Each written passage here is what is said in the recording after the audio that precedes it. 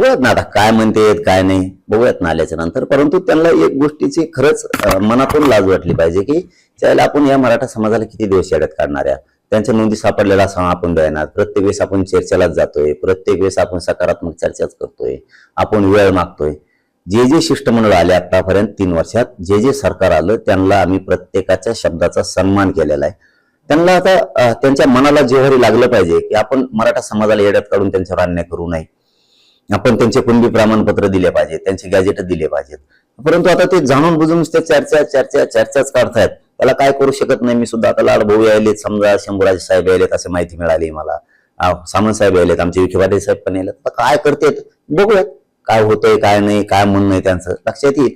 पण त्यांनी गैरसमाजातून बाहेर पाडावं की आम्ही वारंवार आंदोलन उभा राहिलं की मराठा समाजाला गोड बोलून शब्द देऊन फसू, JR काढू, प्रमाणपत्र देणार नाहीत, फसू, आम्ही 58 लाख नोंदी शोधू, प्रमाणपत्र देणार नाहीत, ज्याचे दिले त्याला व्हॅलिटी देणार नाहीत, गोड बोलून आम्ही मराठ्यांना फसू. ह्या गैरसमाजातून मात्र त्यांनी आता बाहेर यावं. आता मराठा कायमचा तटस्थ झालेला आहे. कारण त्याच्या लक्षात आलंय आता की हे यांना निवडून आपण दिले आणि हे आपलं पोरांचं पुरींचं वाटोळं करायला लागले. आता यांना सुट्टी नाही. आणि मी जाहीर सांगतो 28 ऑगस्टच्या तुम्हाला काय करता येईल ते करायचं. 29चं आंदोलन थांबत नाही. मराठ्यांच्या नोंदी सापडल्यात, मराठ्यांची गॅजेट सापडल्यात, मराठ्यांना आरक्षण दिलं पाहिजे.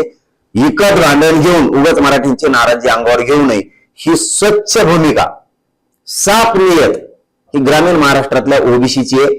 आणि हेच खरं आहे, मराठ्यात आणि ओबीसीत कधीही दुराव होणार नाही.